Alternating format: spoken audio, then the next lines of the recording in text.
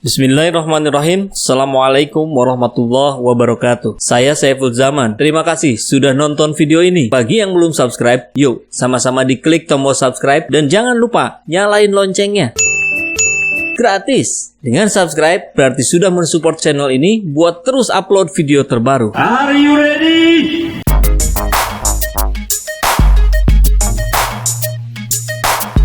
Sekarang bagian saya yang nanya. Anies Baswedan lebih bisa ngasih manfaat mana? Waktu di luar pemerintahan atau sekarang di pemerintahan? Di dalam lah bang. Dia udah kebukti bisa benahin Jakarta. Itu dia. Anies dipuji karena kontribusinya nyata. Sekarang Habib Bahar yang dipenjara bareng para napi kriminal. Di dalam penjara dia ngasih manfaat nggak? Infonya sih begitu bang. Para napi di sana jadi pada rajin ngaji dan menimba ilmu agama. Yes. Di dalam Habib bisa kasih harapan masa depan yang lebih baik buat para napi. Jadi intinya apa bang? Dimanapun kita berada, kita bisa tetap jadi diri sendiri. Tetap nampak jati dirinya. Tetap bisa ngasih manfaat yang maksimal buat orang lain. Berarti harus kuat dulu dong prinsipnya. Orang-orang yang barusan kita bahas kan, emang orang-orang yang udah teruji jati dirinya. Jadi nggak berlaku buat kita-kita ya? Ya, enggak lah. Itu pentingnya kita tahu diri. Tahu kapasitas diri sendiri sejauh mana.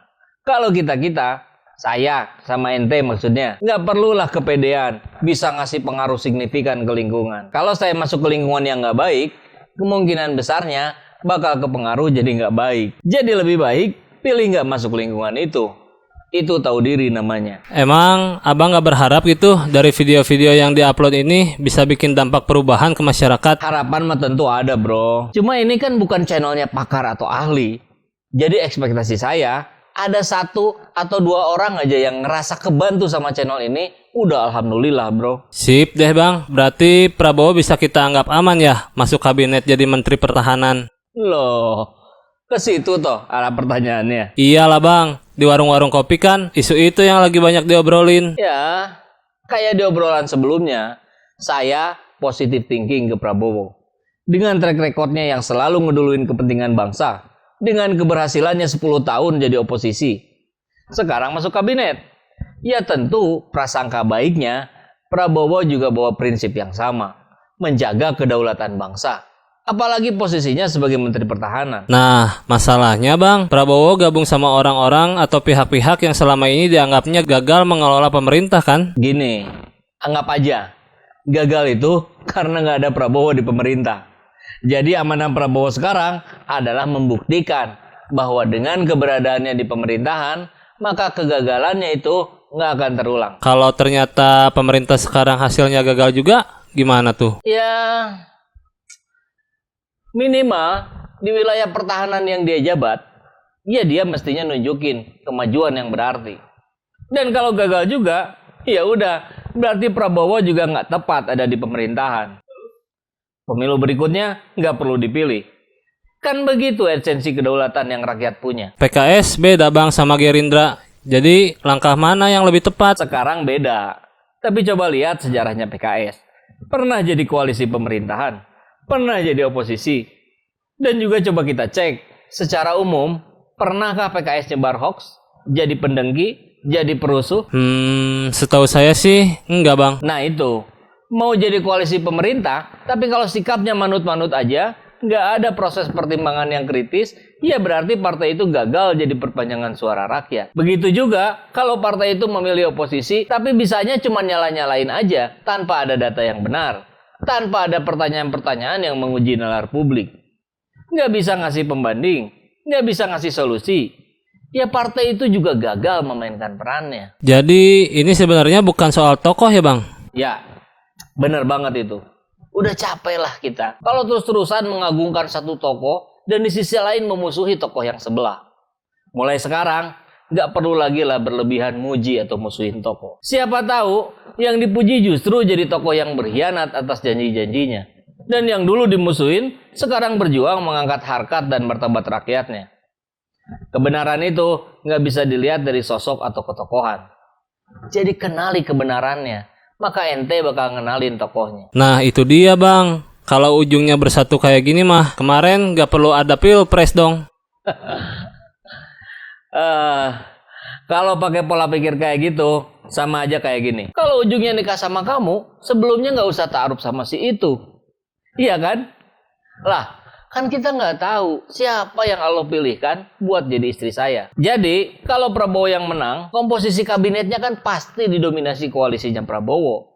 Kebijakannya juga kemungkinan besar condong ke kepentingan pendukung Prabowo. Maksud saya, hasil yang sekarang ini adalah buah dari proses yang terjadi sebelumnya. Jadi saya kritik tuh, kalau ada orang yang bilang, yang penting hasil, yang penting hasil. Hasil itu kan ditentukan prosesnya, bro. Yang bilang yang penting hasil itu, dia nggak paham fungsi sebab akibat. Jangan-jangan pas nanti dia berhasil karena support dari banyak pihak, malah dia abaikan peran-perannya itu. Kalau gitu, bahaya. Dia bisa diserang balik tuh. Ini ngomongin siapa, Bang? Nggak ngomongin siapa-siapa. Itu kan kalimatnya kalau ada yang bilang. Masalahnya teman-teman yang di grassroots udah kadung saling berantem, Bang, sampai imbasnya ke yang lain-lain. Ke urusan kerjaan, ke urusan pribadi. Ya itu, pelajaran buat rakyat ke depan. Jangan lagi fanatik ke tokoh. Tadi kan udah kita bahas. Intinya, sepanjang yang namanya masih manusia, sepanjang itu pula kemungkinannya bisa berubah-berubah. Tokoh yang dimaksud ini termasuk ke Prabowo kan? Mastiin aja, Bang. Iya, siapapun.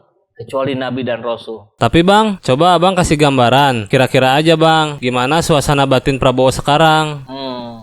Oke lah, kayak biasa aja ya. Analisa ala-ala obrolan warung kopi. Prabowo kan orang hebat ya. Cerdas, pengalaman di dunia militer. Dekat dengan ulama pula. Dan dengan segala modal yang dimilikinya, dia tahu gambaran gimana Indonesia ini harus dikelola. Buat ningkatin kesejahteraan rakyat. Buat maju sebagai negara besar. Termasuk buat mengkondusifkan masyarakat.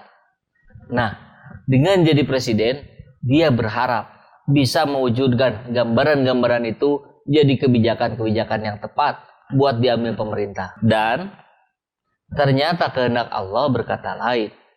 Iya kan? Ini faktanya. Dia bisa aja tetap milih di luar pemerintahan. Kayak yang memang udah dilakoninya selama 10 tahun ke belakang.